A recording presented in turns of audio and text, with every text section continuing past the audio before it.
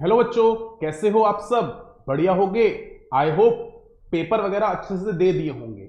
अब आगे क्या करना है, कौन से कॉलेज में एडमिशन लेना है, किस यूनिवर्सिटी को टारगेट करना है। मुझे बीएससी कंप्यूटर्स में करनी है, केमिस्ट्री में करनी है या फिजिक्स में करनी है।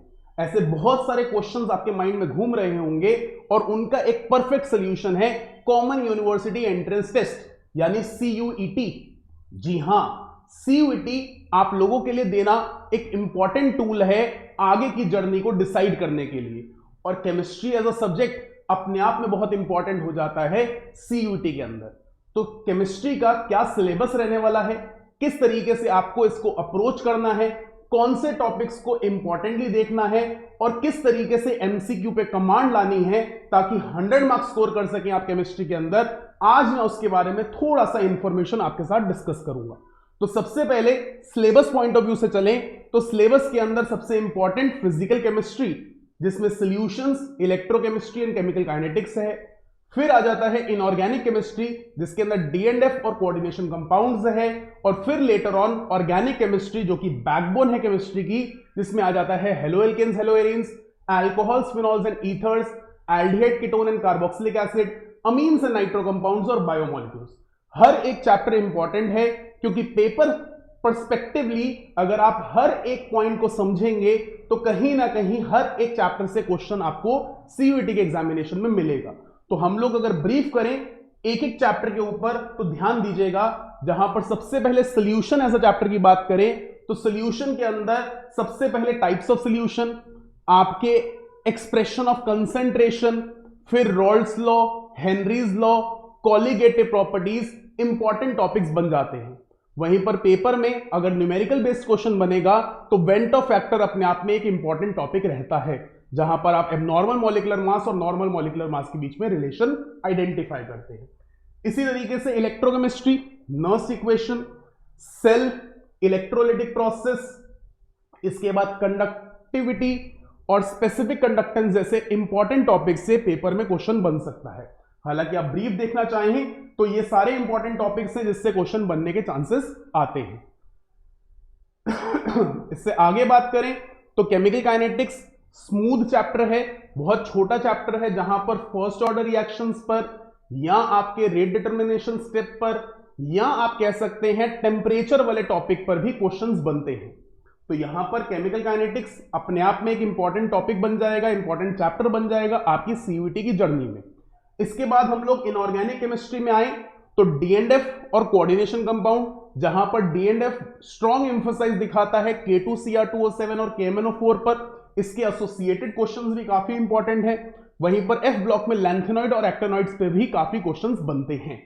इसी के साथ कोऑर्डिनेशन कंपाउंड्स तो इंपॉर्टेंट है, थ्योरीज, फिर चाहे सीएफटी हो, वर्नर्स थ्योरी हो या वीबीटी हो, क्वेश्चन डेफिनेटली इनसे बन सकता है और पूछा जाता है।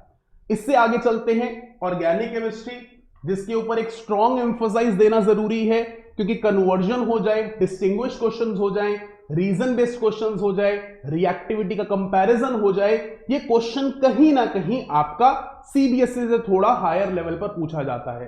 कह सकते हैं जो बच्चा सीयूईटी के साथ साथ नीट प्रिपेयर करता है उसके लिए ये पेपर बहुत स्मूथ होता है। तो घबराइएगा नहीं, जिस तरीके से सीयूईटी के अंदर हमने 100% स्कोर करना है और उसके साथ एसोसिएटेड रिस्पॉन्सिबिलिटीज हैं, वो वक्त रहते सारी की सारी कंप्लीट होंगी, अकम्प्लिश होंगी, ताकि आप लोग एक अच्छा स्कोर ला सके।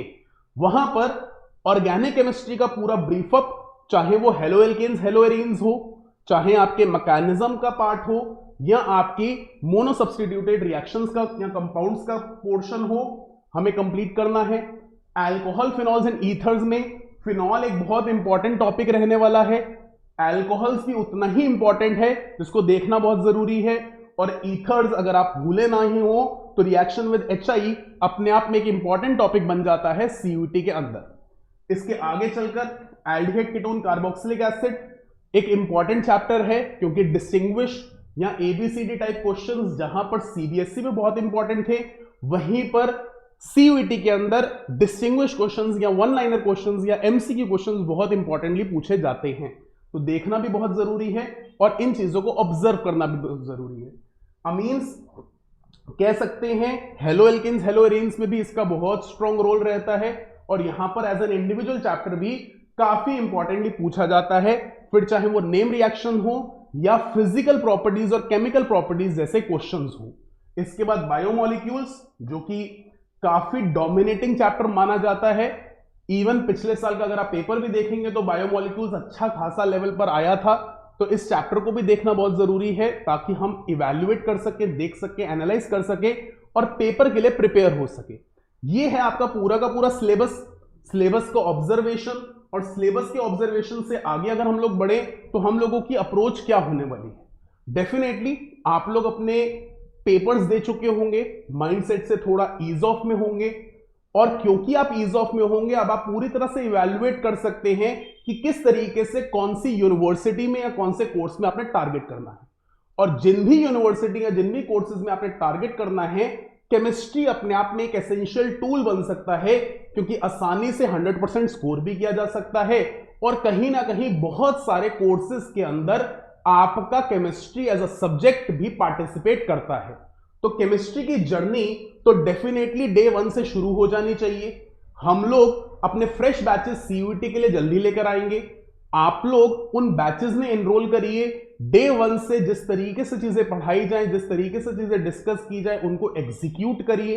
Question by question, topic by topic mock test दीजिए, असाइनमेंट्स कंप्लीट कीजिए, असेसमेंट्स कंप्लीट करिए, ताकि हम लोग आपके रिजल्ट्स को इंप्रूव भी कर सके और इनहैंस भी कर सके, और डेफिनेटली आपको 100% स्कोर करवा सके किसी भी सब्जेक्ट में।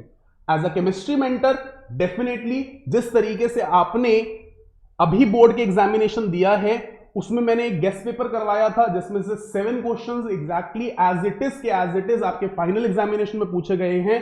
तो कैरिंग दिस मच एक्सपीरियंस, मैं कह सकता हूं कि अगर आप सीयूईटी की जर्नी मेरे साथ करते हैं तो हम लोग डेफिनेटली एक्सेल करेंगे और अपने डिजायरेबल गोल्स को अचीव करेंगे। तो जुड़ जाइए मेरे साथ, इस चैनल पर बने रहिए, सारे अपडेट्स आ रहे हैं, किस तरीके से सीयूईटी का एग्जामिनेशन आपके लिए इंपॉर्टेंट टूल होने वाला है, किस तरीके से फॉर्म फिलअप होना है, किस तरीके से आपको सब्जेक्ट चॉइस करनी है, और कहां कहां पर केमिस्ट्री एज अ सब्जेक्ट आपका एक इंपॉर्टेंट रोल प्ले करेगा। तो डेफिनेटली हमारे साथ जुड़िए और हमारे कोर्सेज को ज्वाइन कीजिए, ताकि हम लोग आपकी जर्नी में एक बहुत स्ट्रॉन्ग पार्टिसिपेंट बन सकें।